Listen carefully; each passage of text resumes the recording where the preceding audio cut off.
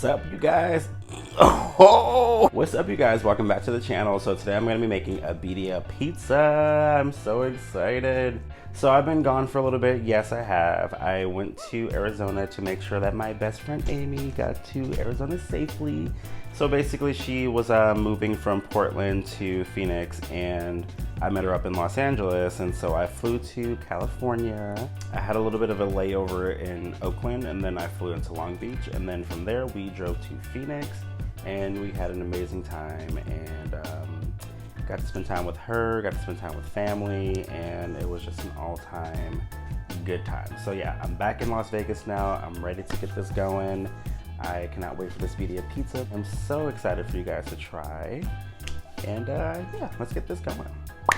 Hey guys, welcome back. So unfortunately I forgot to record some of the key ingredients in this pizza dough, but I do have a video with the same recipe that I will be linking in the description below.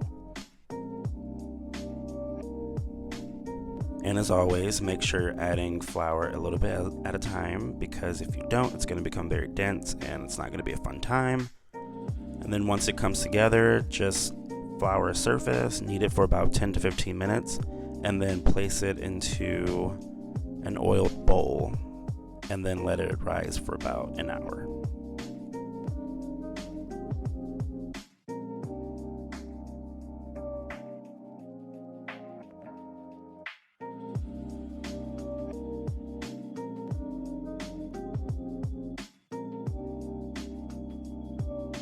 Now we're gonna get started on our salsa.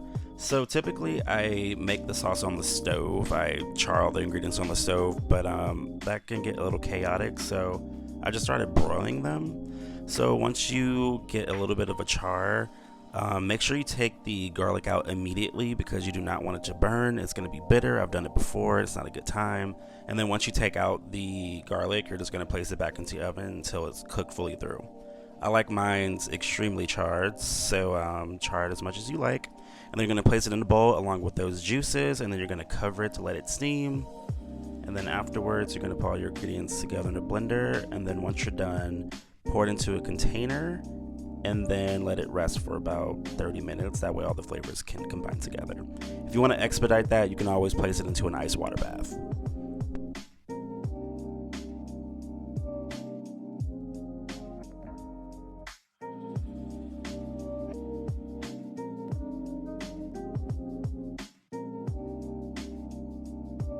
So with these chilies, you don't have to do what I did. I left all of the seeds in the pods because I just wanted it really spicy. But if you want mild or anything like that, you could remove some seeds from the pods. And then after I take off the stems, I place them into a bowl, and then I toast them on the stove in a cast iron skillet with some avocado oil. It has a high smoking point, so I highly do recommend that. And then also, I actually really just like that method, because it just gives more flavor. But if you choose to boil the chilies with the birria, go right ahead, go for it. But I definitely recommend this method for sure. And then make sure you open a window, because it will get smoky and you will start choking. So I toast them for about 2 or 3 minutes, and then I place them in a bowl, and then I pour hot boiling water onto the chilies and submerge them and let them rehydrate for about 15 minutes. And then afterwards, we're gonna get started on our seasonings. And I will have the seasonings linked in the description below, along with the measurements as well.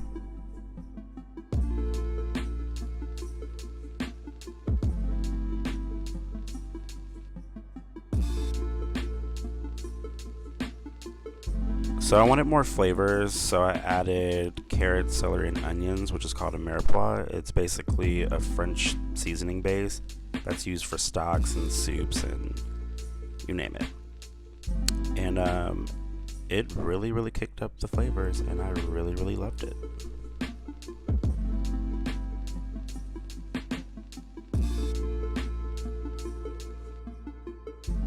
Alright, so now we're going to get started on the meat. I'm using a chuck roast, and I season it aggressively with salt and pepper, because like I said, we're building flavors. And just make sure the entire roast is covered with salt and pepper. And then afterwards, I'm going to sear it in my Dutch oven. I'm going to sear it on both sides for 3 minutes each in some avocado oil. And funny thing about this Dutch oven, I was a little tipsy the other night, and I was really sleepy, and I wanted a Dutch oven, and I accidentally bought the smallest one. So yeah. I'm a little embarrassed, I'm not gonna lie. So I have to get a bigger one, but it is cute though. I still like it. So you're gonna add water until it comes up to the surface of the meat, and then you're gonna add your mirepoix and your seasonings. And then also, you don't have to use a Dutch oven. You can use a stock pot or a regular pot, a crock pot. Crock pot will take a lot longer, just letting you know.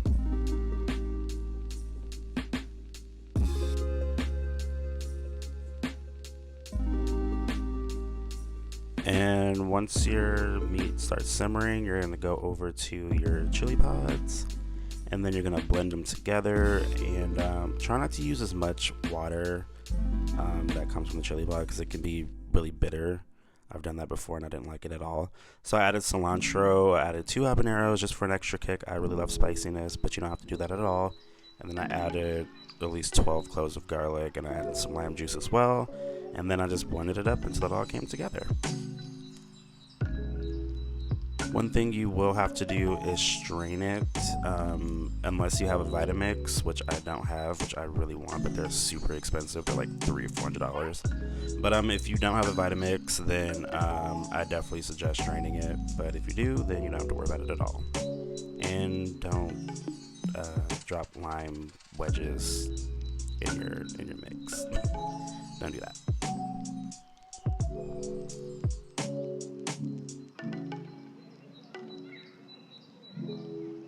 So once that's strained, you're going to pour it into the pot along with your meat seasonings, the birria basically, and then you're going to let it simmer for about 3 or 4 hours, depending on how much meat you have. I did mine for about 3 hours.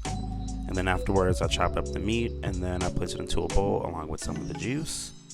And my, it was incredible.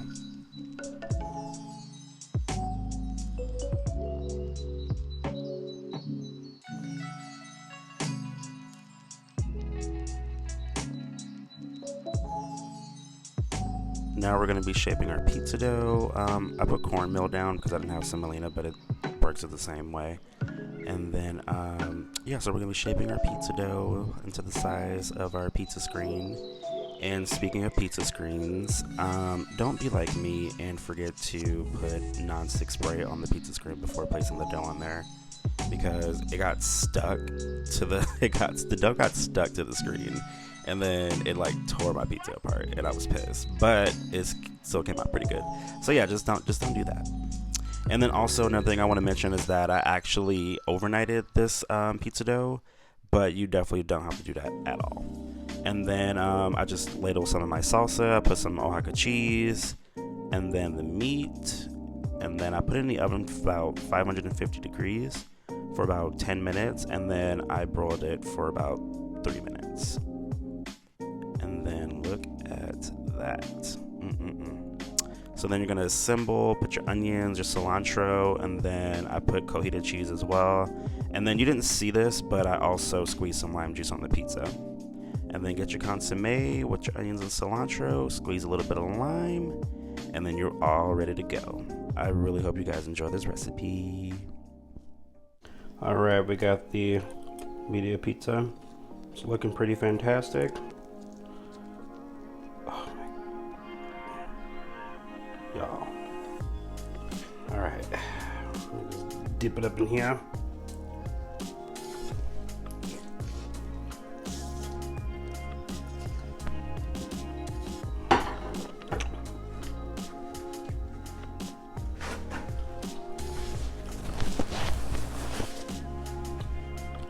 Whoa, that's really fucking good.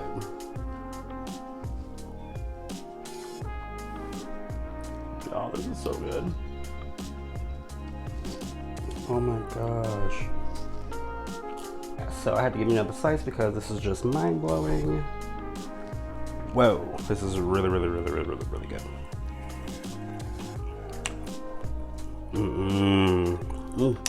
Really hot. Oh, this pizza is fire. I'm not playing. This.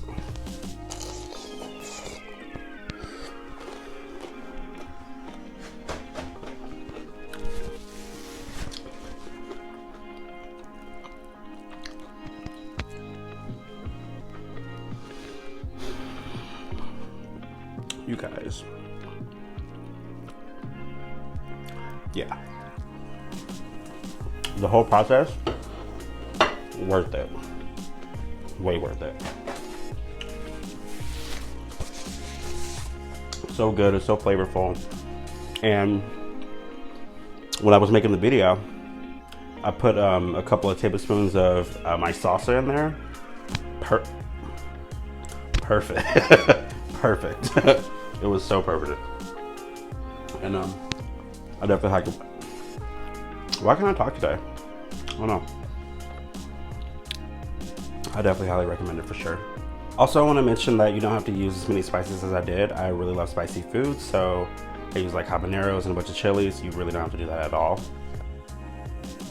I'm very full, and I'm about to sign off. So let me know what I should make in the next video. I will love your suggestions. I'm about to sign off, and as always, I will see you guys next time. Oh, you know what time it is, y'all.